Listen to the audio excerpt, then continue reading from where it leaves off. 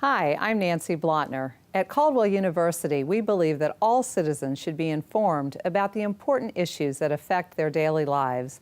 That's why we're proud to support programming produced by the CAUCUS Educational Corporation and their partners in public television.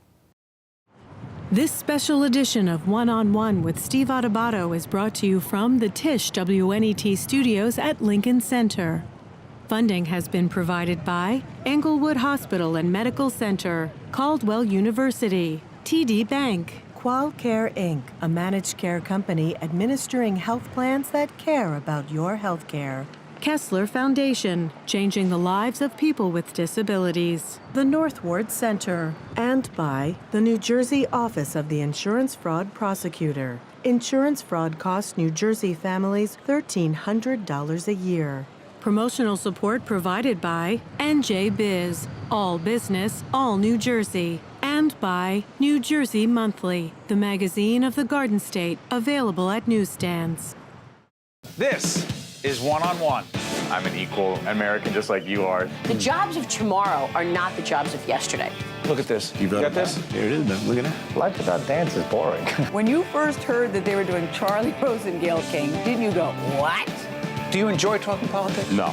People call me because they feel nobody's paying attention. Our culture, I don't think, has ever been tested the way it's being tested right now. Such a good question. High five.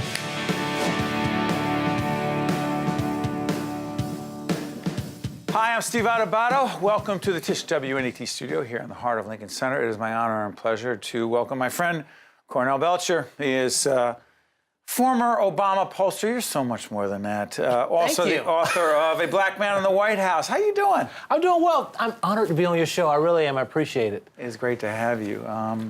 We got to see each other a few weeks back. Yes, we did. We were paired together on another network. And Joy Reid. By the way, Joy's been here with us many times from MSNBC. She's good people. She does a great show. And by the way, we did a selfie. Can I do this? This is the worst selfie of all time. I producers don't know. This is, guys, the worst selfie of all time. Take a look at this. It's pretty good. Two good-looking gray-haired guys there. Can you see this? The worst. Hey, why is your head bigger than mine? Why is more of your face? You got more FaceTime than me. I have more hair. It was interesting to get to see you and hear you because I've always watched you on the air before. I'm curious. You got into the business of politics and commentary when and why? I got into business of politics a lot long before I got into commentary. I grew up in the South and fascinated with political behavior, right? Where I'd play back then when kids played baseball. You remember that? No, it's baseball. Video baseball or soccer, but yes. I won't get all started on that. And we play baseball together. It's a really integrated, mixed neighborhood. We'd all get along together, but you go back to your friend's house and there'd be a Confederate flag, right? And I was like, okay, I don't understand what's going on. So I've always been fascinated by political behavior, sort of how people behave politically, and reading Du Bois's works early on. W.E.B. Du Bois's work early on. I always wanted to sort of get involved in the social sciences as a vehicle to bring about change and to help uplift people. The commentary stuff came later with some success. I was actually Howard Dean's pollster at the DNC before I was part of the Obama team. And there was a need for a voice, really sort of hard defending President Obama, right? And there were a lot of commentators on television, but for me, none of them were really sort of Obama people and sort of defending the president in the way I thought he should be defended. So I started doing it more and more, and then CNN offered me a contract. So I did a couple of years of contract with CNN. I actually thought I was going to step back from television commentary more, just to focus on the business, because I was hoping a lot of these Hillary people would come in and replace some of us Obama people. But that unfortunately did not happen. Why did she fail as a candidate? And I think you nailed it. I think she failed more than he succeeded, right? I think he being the president today. Right. I think this wasn't about what Donald Trump did. It was about what she failed to do. I mean, Donald Trump is someone who is president with less than a plurality, right? He has 46% of the vote. He has a lesser percentage of the vote than Mitt Romney, right? So it wasn't like he expanded the electorate or brought in new voters to the Republican tent, right?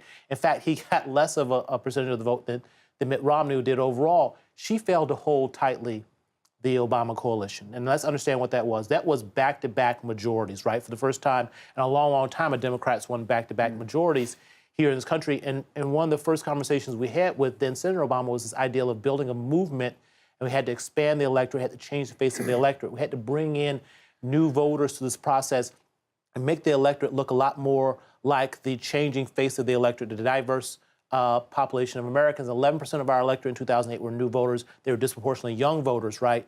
Bringing these new people into the process. She didn't hold tightly to that, to particularly those younger, more diverse voters. She did not connect. She did not connect, and to a certain extent, I think it's kind of. But there was also an argument, Steve, that she didn't have to hold as tightly to the Obama coalition because certainly she would do better among white women, right? Well, as you know, she didn't. She didn't do better among white women. Respectfully, Donald Trump did get a significant percentage of Obama voters in certain places under certain circumstances. And how do you explain that? Well, yes, but were there Obama Trump voters? Yes, there were some Obama Trump voters, but there were also Romney Hillary voters. To a certain extent, no. This is why I say this is.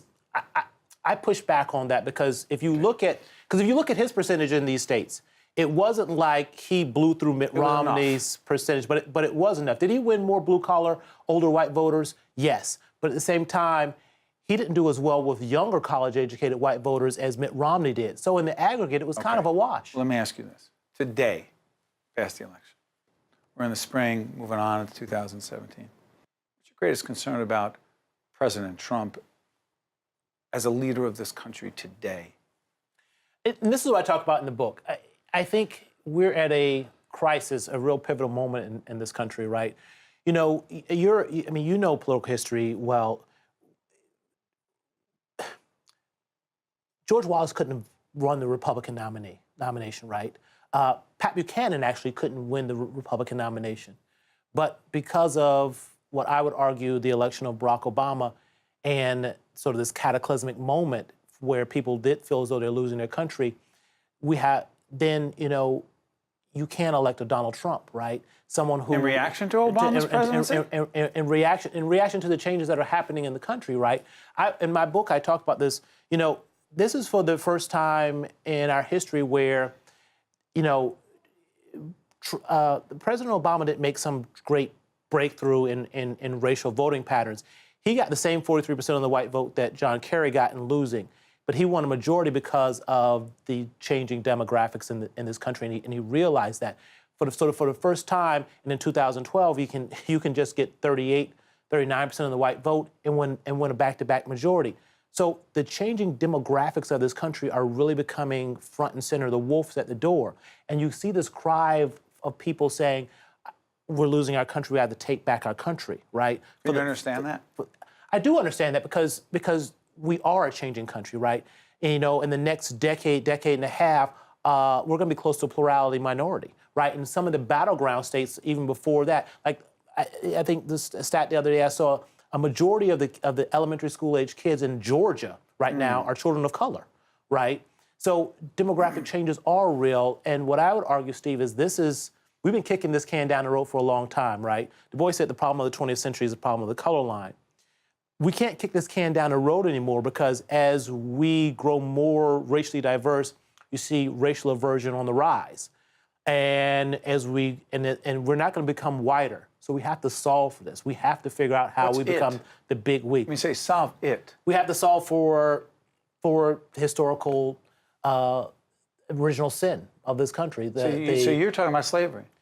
It goes back as far as slavery, but I would argue it goes right. I mean, it goes back to the first African slaves, the Africans who landed foot in Virginia to support the expanding tobacco trade. Right. This ideal of separation and race and slavery, it is our original sin that still haunts us. But we are a democracy right now, unique in that we are really going to change over the next, couple of decades to a majority minority country. And with the history that we've had racially in this country, it's a ticking time bomb, right? So we have to get better at this. Okay, but Trump is the president. What could he do? to actually help us move in that direction? Well, I don't think he can do it, because understand he came into power as a reaction to that. That was then. And but what I would argue is that we do have to have a different racial conversation. Steve, when and I think progressives have a blind spot on this. Steve, when Donald Trump says in front of his rallies when he was running for president, says, "I'm gonna give you back your country," he's having a conversation about race, right? He's having a one-sided conversation. Is it a coded about, conversation? No, it's not even coded. If you're saying I'm gonna give you back your country, it's not even coded. And Democrats' response to that has been, "I'm gonna give you a raise in the minimum wage." So it's like they're playing chess. What should they say? They're playing checkers. We should, in fact, and it's politics 101. He or she who defines the debate wins the debate. We have to stop ceding the debate on racial issues to the Republicans. We have to engage and have a real conversation about, well, no, we lose the future if, in fact, we don't all come together. And understand that yes, that blue-collar older worker in rural and exurban America, in Pennsylvania, in Detroit, in Ohio. Do Democrats actually speak effectively to them? They haven't. It's nothing wrong with. We should understand that, quite frankly, they are anxious about what's happening in this country, and it's perfectly okay. And it doesn't make them bad. It doesn't make them racist either. Right. It makes them scared. It doesn't make them bad people, and we know terrible things happen when people are scared. Right. That's right. Irrational things happen when people are scared. So we've got to speak to that fear, right, as opposed to feeding that fear. And I would argue, or calling them names. I would argue that if we can speak more effectively to that fear about these changes that happen in America, then all these economic considerations, that minimum wage, college affordability, that Democrats keep saying should win these voters over, I think we could win those voters over if we can, in fact, speak to their cultural and their racial unease that are happening in this country. But it's not an easy conversation. Trump scare you? Trump scares the daylights out of me because he's so. And again, I'm not even playing partisanship. I mean, I have Republican friends. Forget about politics right now. He scares the daylights out of me because he's not someone who's studied or ready for the job. Look, I may disagree with Mitt Romney, but I would never argue that Mitt Romney hadn't done the work to be president, and Mitt Romney was unprepared to be president. That Mitt Romney didn't make the sacrifices and show the sort of commitment to people and the public that it took to be president. I can't say that about this guy. He doesn't know the history. He doesn't study. He doesn't seem to even care, right, about any of these things. And he's so sporadic. We want to hope, but I'm a realist, and he is who he is, and he shows us who he is consistently. And I'm not one to pretend or hope that, okay, he's going to get better. No, we know exactly who he is, and he continues to show us over time and time again that he's bombastic, and a self-absorbed personality. Biggest message you want people to take away from this book, Cornell? Is that look, as long as you see me and you see the other people of color as a problem or that you're losing your country, we're all going to lose, right? Because the country isn't going to get wider. We're only going to win the future and be able to compete against the rising, Pacific Rim countries if, in fact, we are all in this together. We're all sort of better educating our kids, and we're united as one people. We got to get rid of the small we and concentrate on the big we the Americans. Thank you, Cornell. Thank you. Promise next time we'll take a better selfie, okay? We'll do it here. The lighting's better. The lighting's better here. We look even younger. I like that. Cornell Belcher is the author of the book, A Black Man in the White House, Barack Obama and the Triggering of America's Racial Aversion Crisis. Good stuff. I'm honored. Same here. Right after this, right back. To see more one-on-one with Steve Adubato programs, visit us online at steveadubato.org. If you would like to express an opinion, email us at info@caucusnj.org. Find us on Facebook at facebook.com/Steve Adubato, PhD, and follow us on Twitter at Steve Adubato. We are honored to welcome back our good friend, Steven Goldstein, Executive Director of the Anne Frank Center for Mutual Respect. Good to see you, Steven. Great to be here, Steve. Now, what did you just say about our studio? Well, I was just saying the last time I was at your studio, it was in beautiful Paterson, New Jersey. Beautiful. Listen, I love New Jersey. I'm a New Jerseyan, but you're in Lincoln Center now. These digs, you're doing well. Rising up in the world. You happen to hang out with the PBS flagship station. This is awesome. That's what happens. Mazel tov, as my people say. Thank you. Yeah. Thank you. So tell us about the Anne Frank Center for Mutual Respect. It is all about what? So the Anne Frank Center for Mutual Respect is about fighting prejudice in America and fighting for a kinder and fairer world, the world of Anne Frank's dreams. Now, that's put us in a position of speaking out very often against President Trump. We are a Jewish organization that fights for justice for everyone. So we are repulsed when President Trump tries to institute a Muslim ban preventing refugees from coming into this country. Because, Steve, we ask, might one of them be the next Anne Frank? Shouldn't we try to save every Anne? We oppose the wall on the Mexican border. What hungry, needy immigrant who seeks the American dream will we deny? Again, who will be the next Anne Frank? By the way, for those who don't know who Anne Frank was and why she matters so much, go ahead. Right. Anne Frank was a young girl who died at age 15 toward the end of World War II in a concentration camp. She was captured by the Nazis in Amsterdam, and she wrote a famous diary of her hiding in Amsterdam before she was captured by the Nazis. And she wrote a book not just about history, but exhorting the rest of us to fight for social justice. And it's one of the world's great best-selling books of all time. You know, Steven, we've known each other a long time, and by the way, you headed up a previous organization that's still doing great work called? So I used to head, and I founded Garden State Equality in 2004. And Steve, I'll tell you, I'm having a good time in my job now, but when I'm old, and I'm getting there already, I will look back at my days of Garden State Equality and say those were the happiest days of my life. And very much tied to the effort for marriage equality. Yes, and that I was able to play a role in that. And a couple of movies were made about me along the way, which is heady stuff. Listen, that's the joy of a lifetime. And, you know, Steve, when I fought for marriage equality in 2004, actually earlier, 2002, I was spit at and kicked at and laughed at by Democrats, by liberal Democrats. And do you know who one of the few people in the entire country supported marriage equality was back then? You. You courageously, and I don't mean to embarrass you because I know you're here as a journalist, but you stood up for our rights for marriage equality back when it wasn't fashionable. When I was getting kicked in the Guyons, can I say that on PBS? You already did. Yeah, I did. When I was getting kicked in the Guyons and liberal Democrats treated me like dirt, they don't remember that today. I remember all their names. Thought that I didn't have the right to marry. You stood up for us. You stood up for our dignity, and you stood up for our freedom to marry, and I will never forget that for as long as I live. I appreciate you saying that. It wasn't a difficult thing to do. It was the right thing to do. So let me ask you this. You know, the things you say about President Trump, I try to square them, particularly with the fact that his son-in-law, Jared, is Jewish. His daughter, you know, whom he thinks the world of, his grandchildren are So, Steve, Jewish.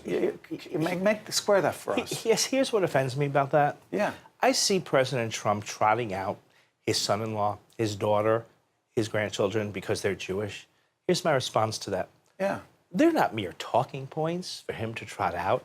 I judge him on his policies. If I have time for a quick story, I interviewed Donald Trump when I was a journalist years ago. I was a TV producer. I know. And Donald Trump came across about 15 years ago as one of the most liberal people I ever met in my life. Now, it's true it was 15 years ago, but he was to the left of me. That's who he was. I couldn't keep up with him. He was to the left of me.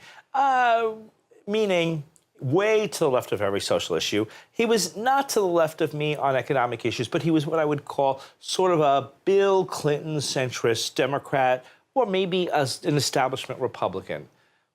He was nothing like the man he is today. The problem, Steve, in history is that the most dangerous people in the world are those who don't believe what they say. The people who will say and do anything to accumulate power. Those are the people we have to be careful of. So I don't think that Donald Trump believes a word of what he says. I think he's probably in his heart a moderate to liberal. Why can't he say it? Well, he can't say it, by the way, because that's not how he won the Republican nomination with a far-right But he's base. already there now. He's the Right. president. So my question that I wonder is, he's at a juncture. Is he going to align himself with the Freedom Caucus, which is never coming around to anything reasonable? Or will he align himself with moderate Democrats and Chuck Schumer? There is a recipe for Donald Trump's success. Will he have the courage to take it? If Donald Trump would just be an establishment Republican who's moderate on social issues, who's a little center-left, center-right on fiscal issues, who knows Chuck Schumer, and I have no doubt that they could probably get together and make deals. If he would form that coalition of moderate Republicans and Democrats, he'd get stuff done. Does he have the courage to do that? But I want to go back to something I said before. When you said trot it out respectfully, he seems to have great respect for his son-in-law. And his son-in-law, as young as he is, appears to have a political philosophy that doesn't seem all that different from yours. So I hear, because I'm from New Jersey and I know enough people who know Go ahead. Jared. I've never met him, right? Here's my dispute about that. And I want to go back to the issue of refugees. Jared Kushner's grandparents came here as survivors of the Holocaust. Then why isn't he whispering in his father-in-law's ear, hey, Dad, how could we do this to Muslims? How do you know he's not? I look at policies, and Donald Trump doesn't seem to relent on the Muslim refugee issue, on that issue. Now, let me say this. He may be whispering in Donald Trump's ear, and maybe we will see the results. Now, I don't know Jared personally, but I know a lot of people who know him. And you have a point, Steve. There are people who tell me, Stephen, he and Ivanka are every single day trying to whisper in Donald Trump's ear and fight back against Steve Bannon. And if they can meet you in person, other than your criticisms of their father and father-in-law, they'd agree with you on the issues. They're trying. I do hear that. I do. Do you believe, Stephen, that we as a country are as divided politically and also, it's just more than politics. I don't want to make too much of this. There are some of my friends, a significant number of my friends, who actually voted for Donald Trump. There are times I sense that those who voted for Trump and those who didn't actually can't talk. Right. So it's not even like who they voted for. They actually can't talk. So, Steve, here's the difference. Years ago, people like Tip O'Neill and Ronald Reagan would get together after. I hate to sound like a cliche, but some of my best friends happen to be Republicans, including in New Jersey, where I live, in the New Jersey legislature. There are Republicans who I absolutely adore and who I agree with on some issues, but not many. That doesn't happen anymore. Let me tell you what happens. Death threats. I think you asked me before the show, how have I learned, what did I learn from Garden State Equality in my fight for LGBT rights, and now that I'm working for a national organization in my fight for broader rights? I learned that the country is almost irretrievably polarized in this sense. I receive death threats. I work with police. They tell me I should wear a Kevlar vest. Every time I go after Donald Trump, I absolutely receive death threats. So the syllogism works like this. I go after Donald Trump, people don't defend him, they go after me. And you would think that if I were criticizing Donald Trump, that I were criticizing some deity. So if I say Donald Trump violates civil and human rights, I get called the most vicious names you've ever seen, and I get messages that say, you better watch it, watch your life. And I'm not the only one, and that's what exists in America. Is there a part of you, in the time we have left, Stephen, I'm curious about this, given the organization that you're heading up right now, taking it in such a political direction for you as a leader, but wanting to bring people together, is there a contradiction there? No, I'll tell you why. We hear from people all across the country, including Muslims and immigrants, thanking us for our work. And we're starting a Jewish-Muslim collective, an African-American Jewish collective, a people of color collective. We are bringing people together, but how can you bring people together unless your voice is known? I'll tell you this, Steve, there's one thing I've learned, if I can conclude with this. The irony of kindness is that winning kindness sometimes involves unkind fights. And I wish the world were otherwise. You don't shy away from the fight, do you?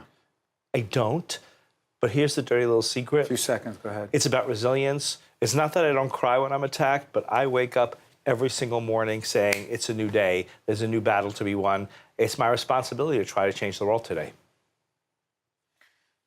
My good friend, Steven Goldstein, Executive Director of the Anne Frank Center for Mutual Respect. By the way, who played in the movie? Steve Carell played me. Well, terrible, terrible. I tried so hard. We'll talk. We'll talk. Thank you, buddy. Thank you. Appreciate it. Okay. One on One with Steve Adubato has been a production of the CAUCUS Educational Corporation, celebrating over 25 years of broadcast excellence. This special edition of One on One with Steve Adubato is brought to you from the Tisch WNET studios at Lincoln Center. Funding has been provided by ENGLEWOOD Hospital and Medical Center, Caldwell University, TD Bank, QualCare Inc., KESSLER Foundation, the North Ward Center, and by the New Jersey Office of the Insurance Fraud Prosecutor. Transportation provided by Airbrook Limousine, serving the metropolitan New York, New Jersey area.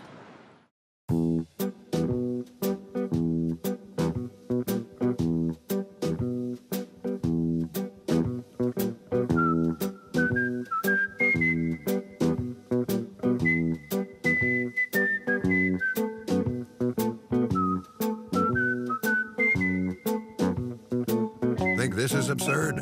Insurance fraud costs every New Jersey family over $1,300 every year. Report fraud at njinsurancefraud.org.